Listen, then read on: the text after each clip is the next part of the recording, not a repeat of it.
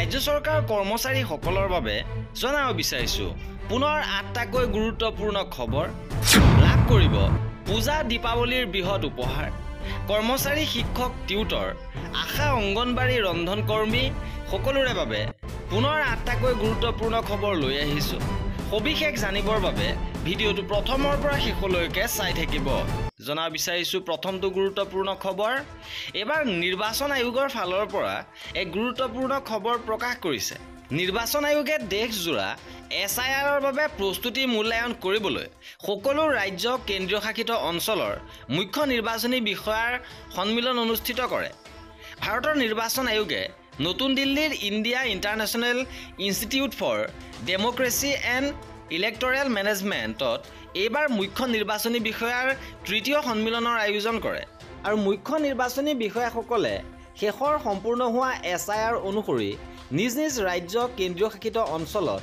নিৰ্বাচকৰ সংখ্যা শেষৰ SIRৰ যোগ্যতা অৰ্জনৰ তাৰিখ নিৰ্বাচনী তালিকাৰ ওপৰত বিতং উপস্থাপন কৰে মুখ্য কাৰ্যবাহী বিষয়াসকলে পূৰ্বৰ SIRৰ পিছত নিৰ্বাচনী তালিকা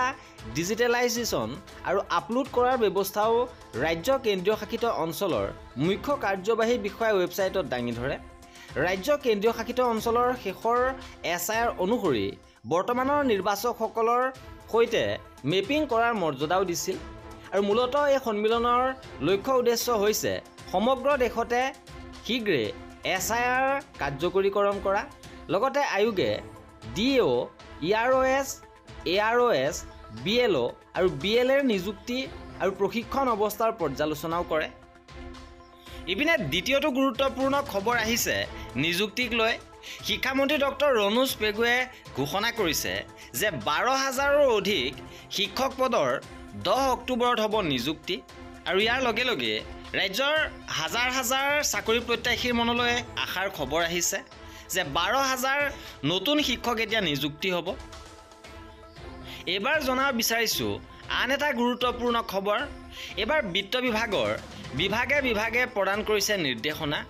অতিৰিক্ত পদ বিলুপ্তিৰ পুনৰ নিৰ্দেশ জাৰি কৰিছে বিত্ত বিভাগে শেহতীয়াকৈ অপ্ৰয়োজনীয় পদ বিলুপ্তিৰ বাবে পুনৰ নিৰ্দেশ জাৰি কৰিছে বিত্ত বিভাগে আৰু বিভাগসমূহে নতুন পদ সৃষ্টি কৰাৰ ক্ষেত্ৰতো কঠোৰ হৈছে বিভাগটোৰ আয়ুক্ত সচিবে সকলো বিভাগলৈ পদৰ সমানুপাতিক হাৰ ৰক্ষা কৰাৰ নিৰ্দেশ দিছে যোৱা 23/12/2024 তাৰিখে অতিৰিক্ত পদ বিলুপ্তি কৰিবলৈ বিত্ত বিভাগে জাৰি কৰা নিৰ্দেশ বহুকেইটা বিভাগে পালন নকৰাৰ কথাও ইয়াত উল্লেখ কৰিছে উল্লেখ্য যে মানৱ সম্পদৰ অনুকূল ব্যৱহাৰ সুনিশ্চিত কৰাৰ লগতে ব্যয় হ্ৰাস কৰাৰ বাবে সকলো প্ৰশাসনিক বিভাগ আৰু ষষ্ঠ অনুসূচীৰ এলেকাসমূহত পদৰ যুক্তিসংগত প্ৰয়োজনীয়তাৰ ওপৰত ভিত্তি কৰিয়ে পদ বিলুপ্তিৰ গুৰুত্ব দিছে বিত্ত বিভাগৰ মতে এই ক্ষেত্ৰত পূৰ্বে স্পষ্টভাৱে নিৰ্দেশনা জাৰি কৰা হৈছিল যদিও কেইবাটা বিভাগে অপ্ৰয়োজনীয় পদৰ মূল্যায়ন আৰু বিলুপ্তি কৰাত ব্যৰ্থ হোৱাৰ ফলত অতিৰিক্ত পদসমূহ অক্ষত হৈ আছে বিত্ত বিভাগে 23/12/2024 তাৰিখৰ স্মাৰক পত্ৰৰ জৰিয়তে ফিন আছাম পৰ্টেলৰ জৰিয়তে পদ সৃষ্টি উন্নীতকৰণ অতিৰিক্ত পদ সৃষ্টি আৰু অনুমোদিত খালী পদ পূৰণ আদি বিষয়ৰ লগত জড়িত প্ৰস্তাৱ দাখিলৰ পদ্ধতি পুনৰ নিৰ্ধাৰণ কৰি দিছে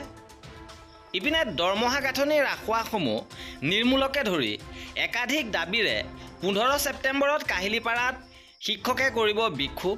আৰু 15 ছেপ্টেম্বৰত প্ৰাপ্যৰ পৰা বঞ্চিত টেট শিক্ষকে এই বিক্ষোভ কাৰ্যসূচী ৰূপায়ণ কৰিব এক বিজ্ঞপ্তিত শিক্ষক সমাজৰ সভাপতি তৈলুক্য ডেকা কাৰ্যকৰী সভাপতি দীপাৰ্ণৱ ঘোষ সাধাৰণ সম্পাদকদ্বয় কুলজিৎ ঠাকুৰীয়া আৰু পাৰ্থপ্ৰতিম গগৈয়ে কয় যে দৰমহা গাঁথনি ৰাখুৱাসমূহ নিৰ্মূল টাইম স্কেল বদলীকৰণ মুখ্যমন্ত্ৰী লোকসেৱক আৰোগ্য যোজনাৰ সুবিধা শূন্য ব্যয় বীমা শিক্ষকৰ ছুটি অনুমোদনৰ সবলীকৰণ আদি সমস্যাসমূহ সমাধান বিচাৰি বিগত সময়ছোৱাত তেওঁলোকে একাধিকবাৰ সমগ্ৰ শিক্ষা কাৰ্যালয়ত আনুষ্ঠানিক পত্ৰ প্ৰদান কৰিছে কিন্তু সমগ্ৰ শিক্ষা মিছনৰ পৰা সমস্যাসমূহ সমাধানৰ ক্ষেত্ৰত কোনো ধৰণৰ গুৰুত্ব দিয়া পৰিলক্ষিত নহ'ল সেয়েহে 15 ছেপ্টেম্বৰ দিনৰ 11 বজাত সমগ্ৰ শিক্ষা মিছনৰ ৰাজ্যিক কাৰ্যালয়ৰ সন্মুখত অৱস্থান ধৰ্মঘটৰ কাৰ্যসূচী গ্ৰহণৰ সিদ্ধান্ত লোৱা হৈছে ইপিনে দীপাৱলীত লাভ কৰিব বৃহৎ সুখবৰ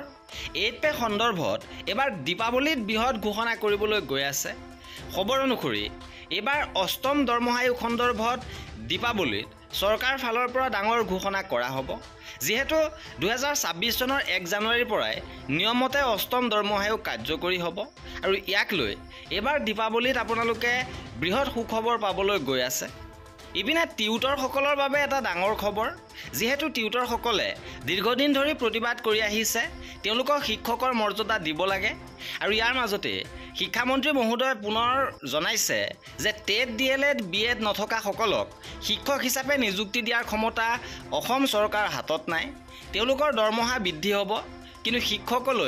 নিয়মীয়া শিক্ষকলৈ তেওঁলোকক উন্নীতকৰণ নহ'ব আৰু যিসকলে যোগ্যতা অৰ্জন কৰিছে তেওঁলোকক শিক্ষকলৈ উন্নীতকৰণৰ বাবে ৰাজ্য চৰকাৰৰ ফালৰ পৰা ব্যৱস্থা গ্ৰহণ কৰা হৈছে।